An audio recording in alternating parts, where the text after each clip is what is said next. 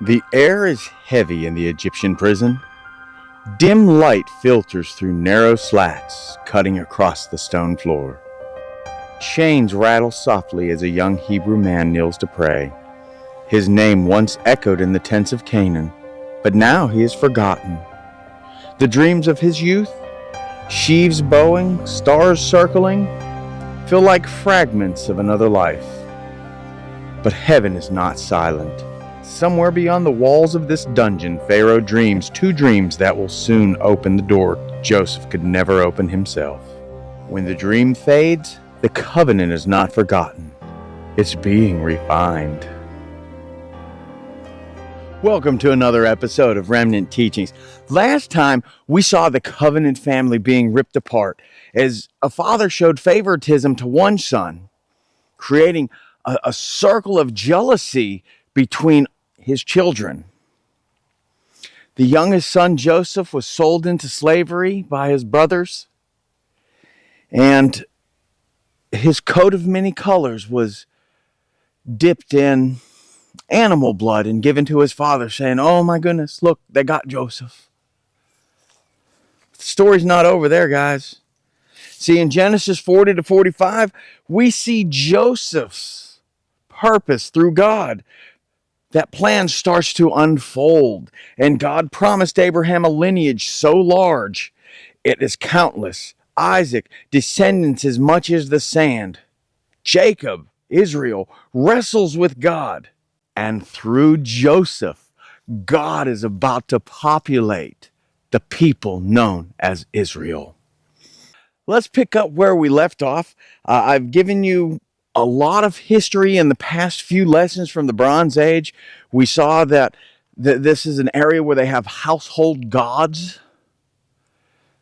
And it just so happens the Pharaoh is the household god of where Joseph lives. See, Joseph's story is one of waiting, not comfort. But in his confinement, he's locked up. These two guys come in, all right? And each of these guys, they caught Pharaoh on a bad day. And they were both thrown into prison, and nobody knows what's going to happen to them. But Joseph notices these guys, and, well, the captain of the guard appointed Joseph to be with them, and he attended them. They continued for some time in custody, and one night they both dreamed, the cupbearer and the baker of the king of Egypt, who were confined in the prison, each his own dream, and each dream with its own interpretation. When Joseph came to them in the morning, he saw that they were troubled. So these guys, they both have a dream. God gave the baker, and God gave the cupbearer his own dream. Why did he do that? Because Joseph has the gift of interpreting dreams. Sometimes God sends a message through a dream and you can't figure it out yourself, and someone else can give you the answer. That's what Joseph did to these guys. The chief cupbearer told his dream to Joseph and said to him, "In my dream there was a vine before me, and on the vine there were 3 branches. As soon as it budded, its blossoms shot forth, and the clusters ripened into grapes. Pharaoh's cup was in my hand, and I took the grapes and pressed them into Pharaoh's cup and placed the cup in Pharaoh's hand." Then Joseph said to him, "This is its interpretation. The 3 branches are the 3 days. In 3 days, Pharaoh will lift up your head and restore you to your office, and you shall place Pharaoh's cup in his hand as formerly, when you were his cupbearer. Only remember me when it is well with you, and please do me the kindness to mention me to Pharaoh, and so get me out of this house. For indeed I was stolen out of the land of the Hebrews, and here also I have done nothing that they should put me into the pit." When the chief baker saw that the interpretation was favorable, he said to Joseph, "I also had a dream. There were 3 cake baskets on my head, and in the uppermost basket there were all sorts of baked food for Pharaoh. But the birds were eating it out of the basket on my head." And Joseph answered and said, "This is its interpretation. The 3 baskets are 3 days. In 3 days, Pharaoh will lift up your head from you and hang you on a tree, and the birds will eat the flesh from you." Joseph, he interprets these dreams in perfect clarity. All that he asked the cupbearer, when you get back into Pharaoh's presence, don't forget me. My brothers, they threw me down here. They sold me. Then I got a job working, for the leader of the military, and I was thrown in here because his wife made false accusations against me. I truly believe I'm innocent in all this. Just mention me to the Pharaoh, so maybe he'll pardon me. So 2 years have passed, and this guy, the cupbearer has not remembered Joseph. It's like he just forgot him as soon as he left. Well, one night, the Pharaoh is having these crazy dreams. And after 2 whole years, Pharaoh dreamed that he was standing by the Nile. And behold, there came up out of the Nile 7 cows, attractive and plump. And they fed in the reed grass. And behold, 7 other cows, ugly and thin, came up out of the Nile after them, and stood over the other cows on the bank of the Nile. And the ugly, thin cows ate up the 7 attractive. And he fell asleep and dreamed a second time. And behold, 7 ears of grain, plump and good, were growing on one stalk. And behold, after them sprouted 7 ears, thin and blighted by the east wind. And the thin ears swallowed up the 7 plump, full ears. And Pharaoh awoke, and behold, it was a dream. Now, Pharaoh is so concerned over this dream. We've all had these dreams that just bug us, and no one in that house, no one in the kingdom was going to get any sleep until Pharaoh resolved these dreams. Well, I guess the cupbearer all of a sudden remembered, hey, there was a guy when you threw me in the pit over there was a guy that was able to interpret my dream with pure accuracy. He said the baker would die. He said I would come back to serve you. So Pharaoh is now sending for Joseph. Joseph comes in front of the Pharaoh and says to the Pharaoh that each dream represents 7 years of abundance. The 7 fat cows, the 7 stalks or 7 ears of corn on one stalk. That was a representation of 7 very fat, feastful years, followed by 7 years of drought and famine. Joseph has offered the Pharaoh wisdom beyond his years. God gave Joseph the knowledge, the wisdom to interpret these dreams so exact that the Pharaoh says, only God could reveal. Can we find anyone like this man in whom is the Spirit of God? See, the pit that he was thrown in that first time when his brothers threw Joseph into that pit, that was the beginning of God's plan to get Joseph down to Egypt. See, and we see that the covenant promise is starting to unfold right before our eyes. Now, so 7 more years have passed. And, Joseph was made the governor of the land. I mean, he went from being brought in as a purchased slave to being the governor, second to Pharaoh. In the political hierarchy, he was second to Pharaoh. And now back to the Canaan. We got to go back and see where Joseph's brothers are. See, the famine is burning through this land. There's no food. The honey is going to be drying up because the bees can't find the flowers because of the drought. I mean, Israel he's weary and he's gray in the head. And he says, I got to send you guys here's some money. Because remember, he was kind of like a sheik for the time. If we want to call back on our history, Joseph, he was a minor sheik. So he had some wealth amongst him and his people, which was a very small amount of people. And he's brought his sons in and he says, okay, here's some money. Go down to Egypt and see if they will sell you some food and then come on back home. Now, you remember that dream that we talked about before where Joseph saw the 7 sheaves and then he saw the moon and the the sun and the stars, 11 stars bowing down to him. Let's keep that in mind. See, because when his brothers come down to Egypt, they don't recognize Joseph. All they see is a governor. And you dare not look this official in the eye. They're going to be looking at the ground and maybe to the side. They're not going to look him directly in the eye. But Joseph recognizes them. And what does he do? He decides, I'm going to accuse them. Let's see, what can I accuse them of? I know. I'm going to say they're spies. So Joseph accuses his brothers of being spies in this land. And of course, they're like, no, we're not spies. We're no. Now, Joseph asks them, okay, well, do you have a father? Is he still alive? And they're like, oh, yes, our father's still alive. Do you have a younger brother? Is he still alive? And they're, oh, yeah. Yeah, we do. We have, I don't know how you knew that, but yeah, we have another younger brother, and he's doing well. See, and Joseph decided not to reveal his identity to them right now. He's going to let this go on a little bit longer because he needs to see who his brothers have become inside. Are they still the wicked people that would sell a person for 20 pieces of silver? Or have they found the God of Israel, the God of Jacob? Have they found him? But Joseph said to them, and this is through his interpreter now, it is as I said to you, you are spies. By this you shall be tested. By the life of Pharaoh, you shall not go from this place unless your youngest brother comes here.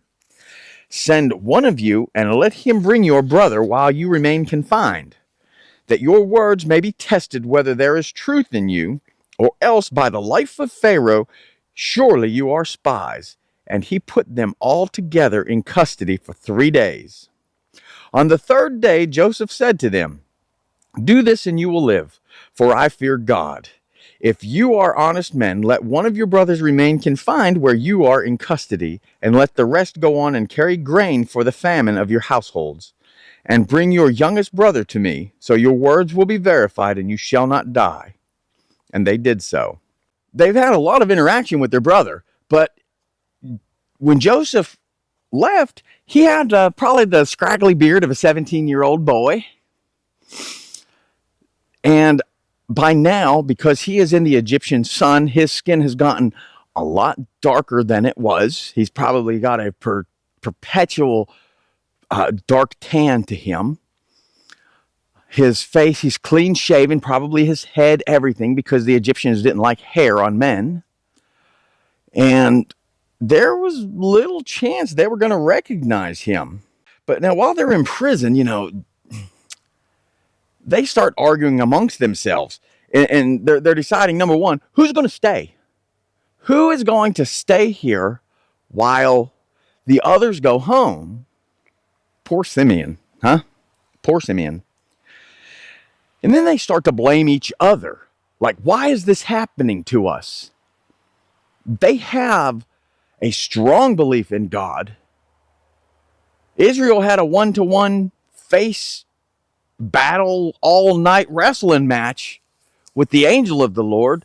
These children know God, and they are being convicted in their hearts. And Reuben, he's the one that stands up, and he's the one that says, we just won't get away with this. There's blood on our hands, and the Lord is coming to collect. Because we have sinned, and the only way to restore sin is through blood. And now it's going to be ours. But what they didn't know was that the governor of the land spoke perfect ancient Hebrew. Well, I guess they just called it Hebrew then. And he spoke their language extremely well. For 17 years of his life, that's all he spoke. And Joseph gave orders to fill their bags with grain and to replace every man's money in his sack and to give them provisions for the journey. This was done for them. Then they loaded their donkeys with the grain and departed. And as one of them opened his sack to give his donkey fodder at the lodging place, he saw his money in the mouth of his sack.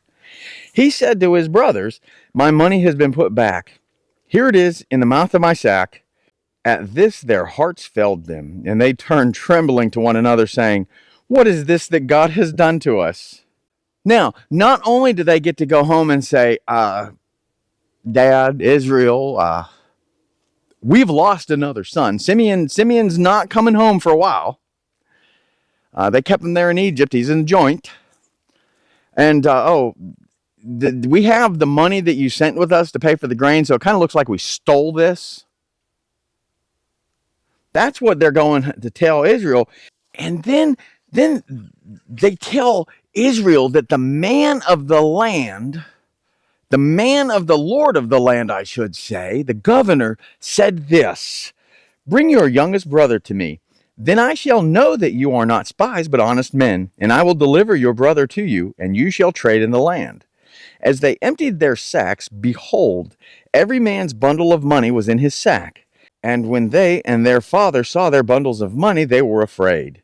And Jacob, their father, said to them, you have bereaved me of my children. Joseph is no more, and Simeon is no more. And now you would take Benjamin? Israel's extremely worried right now.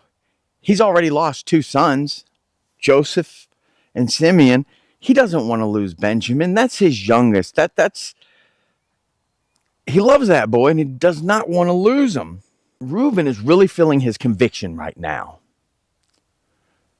He is really feeling the Lord convicting him hard. And Reuben, he has 2 young children himself. He's older. He has wives, and he tells his dad, he tells Israel, I have 2 sons, and if I take Benjamin down and I don't come back with Benjamin, you can have the life of my sons.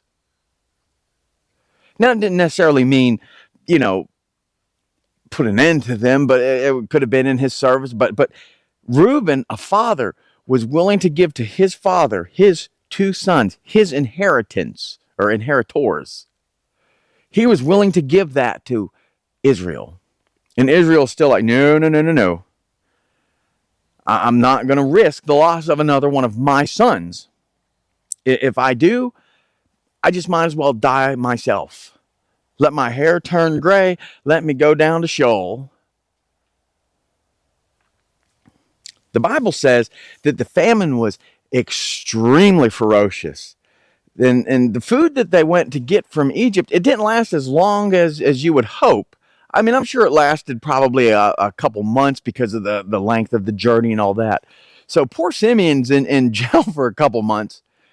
Now, Joseph was there for 3 years about, and I thought it was very neat that he let his brothers in there for 3 days. Now they've got to go back.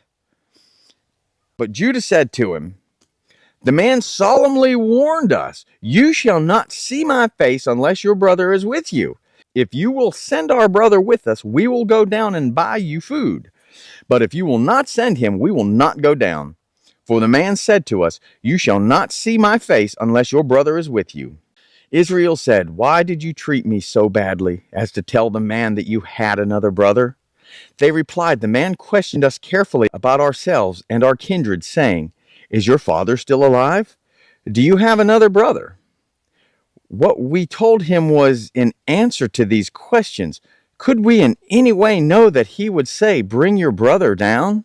The brothers were reluctant to leave unless they had Benjamin with them, because they knew the culture, the history, everything at that time said, if we show up without our instructions, if we go to the governor of this land and we don't have Benjamin with us, then none of us are coming home. Or if we come home, we're coming home empty-handed. And we all might as well die anyways from starvation. So Israel, now he reluctantly gives in. But not only does he send them, he sent them with some gifts. Maybe if I sweeten the pot a little bit, this guy will ease up and he'll let Simeon come home if he's still alive, and I won't lose any children. So he sent some balm, some honey, some gum, some myrrh, pistachio nuts, and almonds. All of this to sweeten a deal. And not only do that, he sent the money for this grain, and he sent money for the grain they want to purchase. Little did they know, everything that was transpiring is just playing into God's hand. They're taking Joseph treats that he hasn't had for years. The reason that the balm, the myrrh, the honey was so valuable, those were commodities that were not as readily available in Egypt except through trade. So they leave, they gather all this stuff, they're headed on down there. And as soon as Joseph comes out, he sees Benjamin. Now, I mean, imagine the feeling that Joseph has. His brother. Now, this is, Rachel had Joseph, Rachel had Benjamin. So this is his brother, his blood. And he is just so happy to see him. Now, all the other brothers, they were intimidated and scared. But as soon as Joseph saw them, he sends the stewards of his house, like, go, let's get some animals ready. Let's get all the trimmings done. I want to have a very nice meal with these gentlemen that are coming into town. They didn't question the governor. They did what the governor said. And the steward went out to meet these men, and he told these men, well, the governor now says he wants you to come and have dinner at his house. I'm sure they were freaking out at that point. And they started to beg the guy, no, please, if this is about the money, look here. And he pulls out we have this bag here. This is the one that got back in but we didn't do this. And if we were dishonest men, would we bring this back to you? Because here's the money for the grain we want to buy now.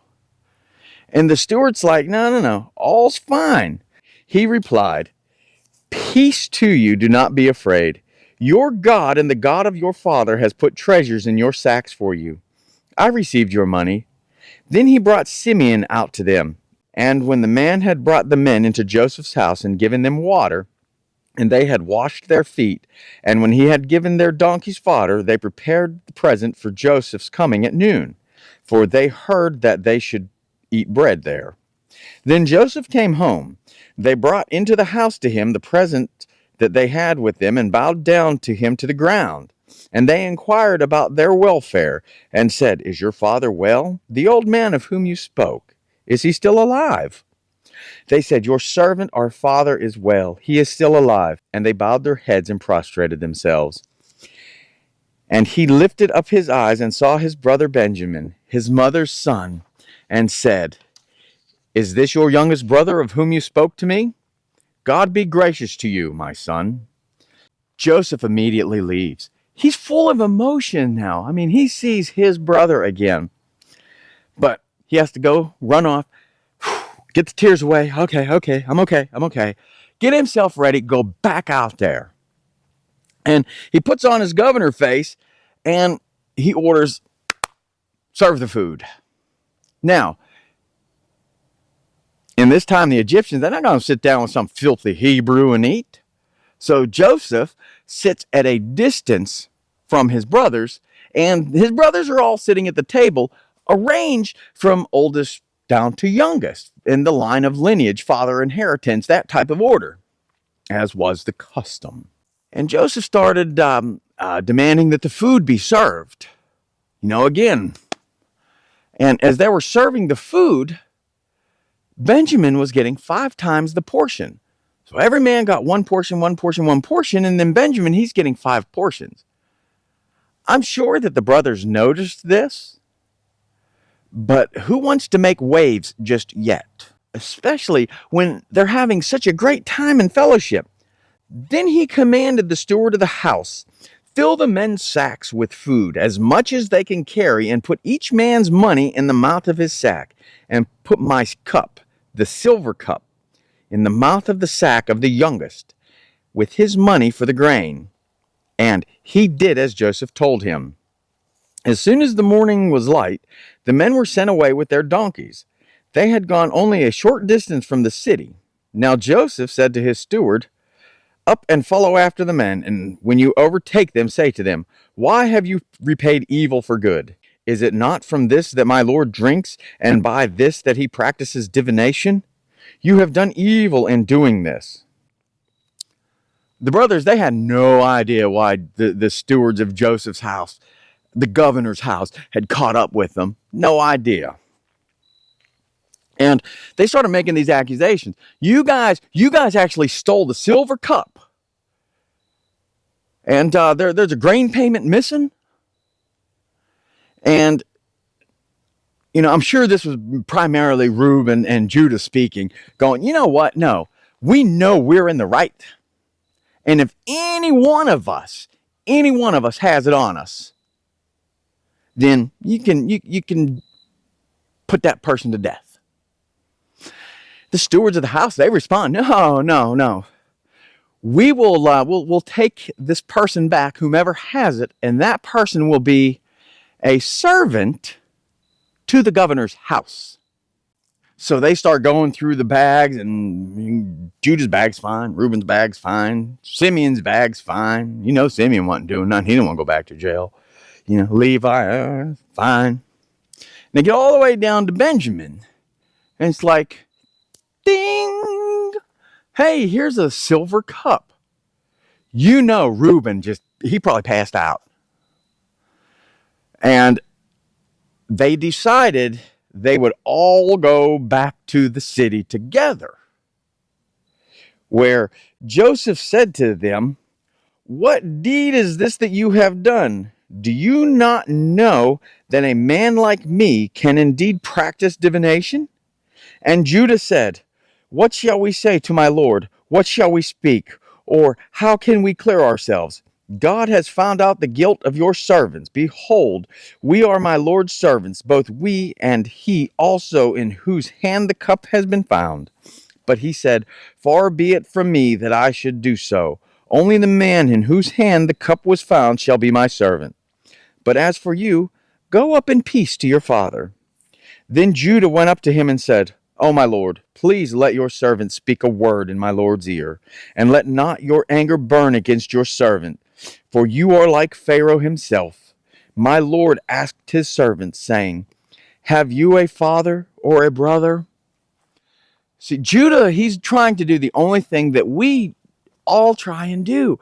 He wants to kind of connect with them. Like, now think about what you're doing, man. Don't you have a father? Don't you have a brother?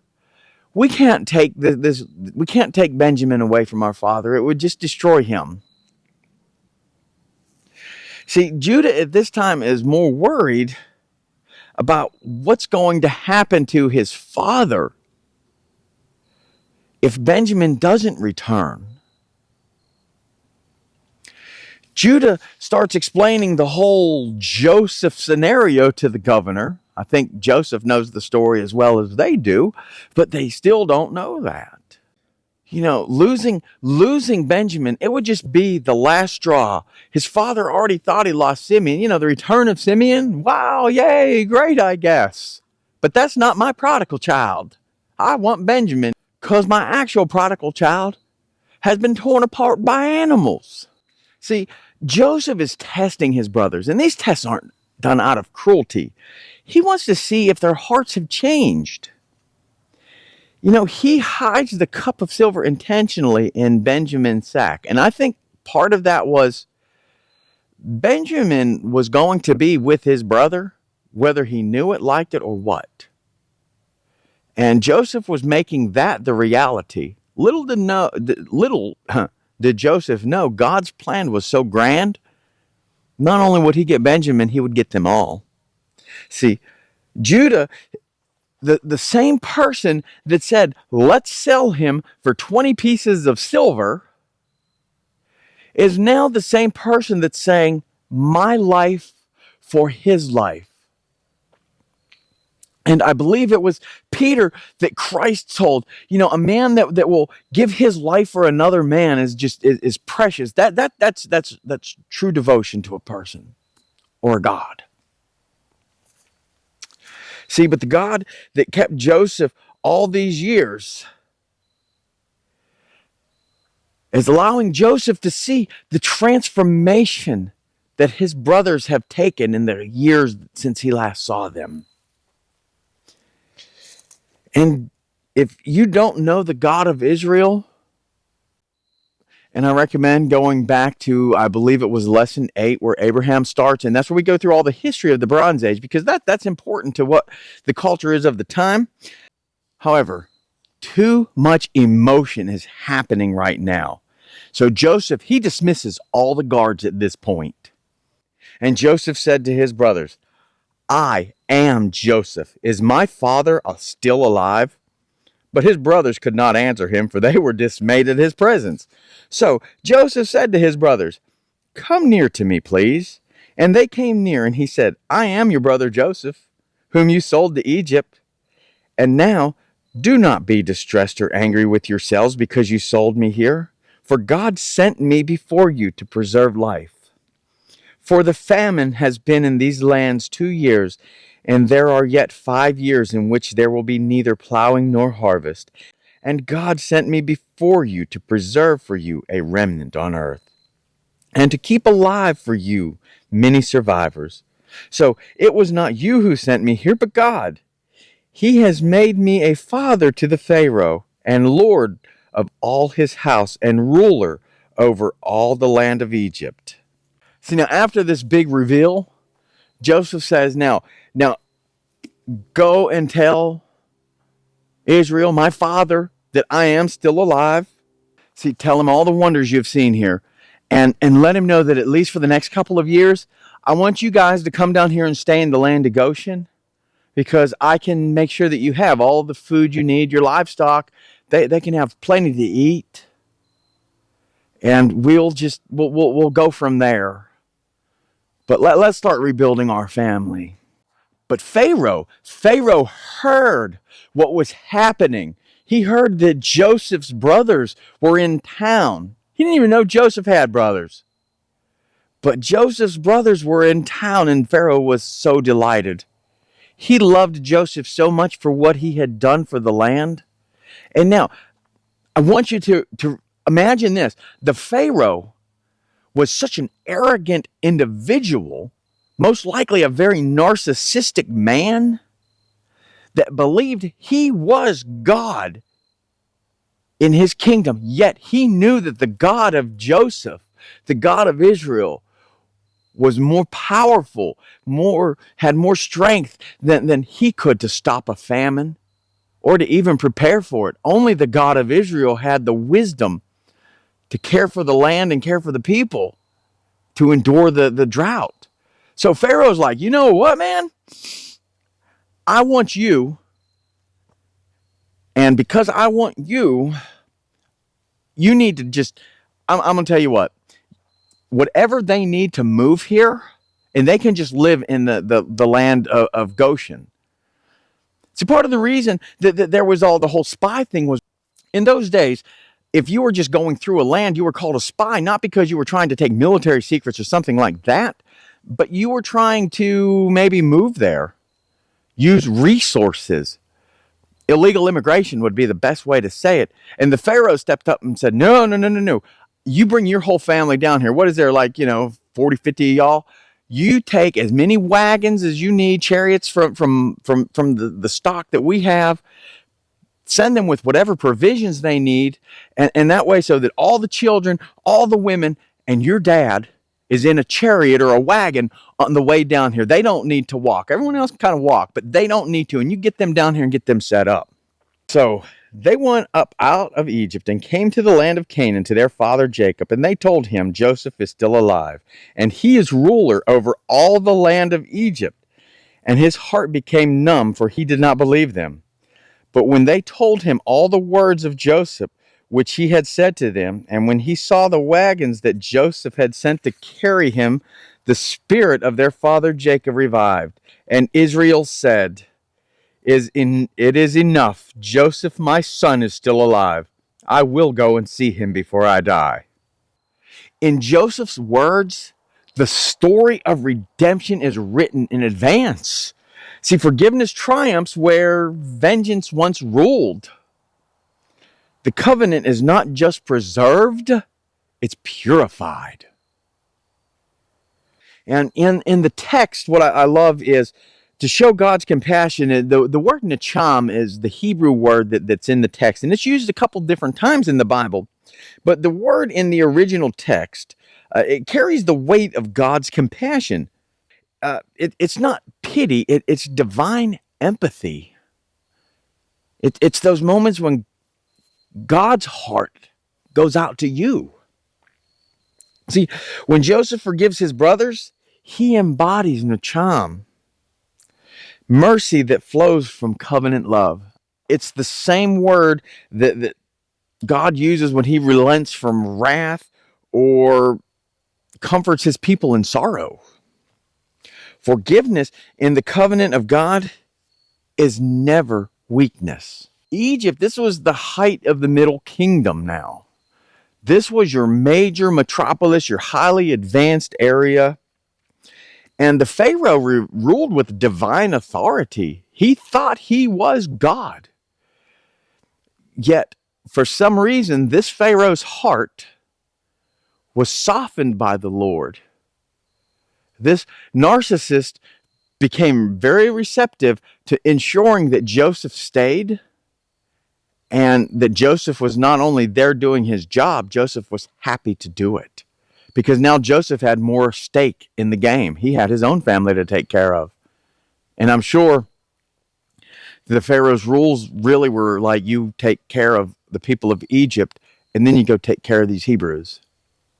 That would be more of the sentiment of the time. In every empire, in every age, God's sovereign will, it just weaves through human history, directing kings and nations towards his promise. And now, God has made a way for the nation of Israel to leave Canaan, or modern day Israel, land of Israel, and the whole nation of Israel moved to Goshen in Egypt. And God now placed his people in a region where they can thrive. He is fulfilling the promise that he made to Abraham. He is fulfilling the countless sayings to Isaac. He is comforting Jacob, yet still after a night-long wrestling match. And through Joseph, he is creating a nation that still exists today. See, and centuries later, another man knew what it was to stand as an enemy. His name was Mitsu Fuchida. He's the Japanese pilot who led the attack on Pearl Harbor. And with Pearl Harbor coming up in just a couple weeks, I thought this would be a great message to throw out there. After the war, his nation was in ruins, and his heart was empty. The Americans in war, you can either win a war or you can lose a war. And the Americans, at all costs, won this war. But there was devastation. After the war, his nation was in total ruins. His heart was empty. And he met a woman named Peggy Cavell, whose missionary parents had been killed by the Japanese soldiers. Yet she served former enemies with compassion. When he asked why, she said, "Because they taught me to love my enemies as Christ loves me." And Fuchida, he began to read the Bible. The same story of grace that transformed Joseph. He found peace not in honor or revenge, but in forgiveness. The one who once brought destruction now carried the message of redemption across Japan and all around the world. See, like Joseph, he discovered that mercy is the mark of those who know God's covenant. If Joseph held the bitterness, the covenant would have fractured right at the heart. But he chose grace, and through that grace, nations, not just one, but nations were preserved. Christ makes us now the nation of Israel, the nation of God. We too are called to forgive, not because others deserve it, but because we have been forgiven first. When we forgive, we reflect the heart of God. That same nacham that moved Joseph's tears and Christ's compassion. Father, thank you for the story of Joseph and the testimony of people like Evangelist Mitsu Fuchida. For the reminder that pain does not cancel your promise. You see us in the prison of waiting and in the palace of purpose. Teach us, Lord, to forgive as Joseph forgave, freely, completely, and from the heart. Soften the places where bitterness has taken root. Remind us that through suffering, you are shaping salvation. Let your shalom, your wholeness, fill the broken spaces within us. And may we, like Joseph, become vessels of mercy in a world starving for grace. In the name of Jesus, the one who turned the cross into reconciliation, amen.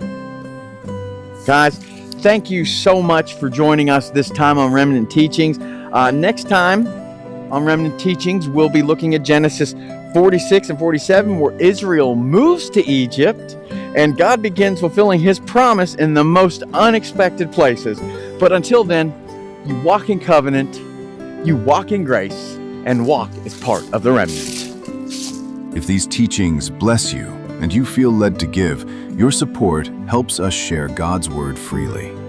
Scan the QR code to partner with us in this ministry. Thank you, and God bless.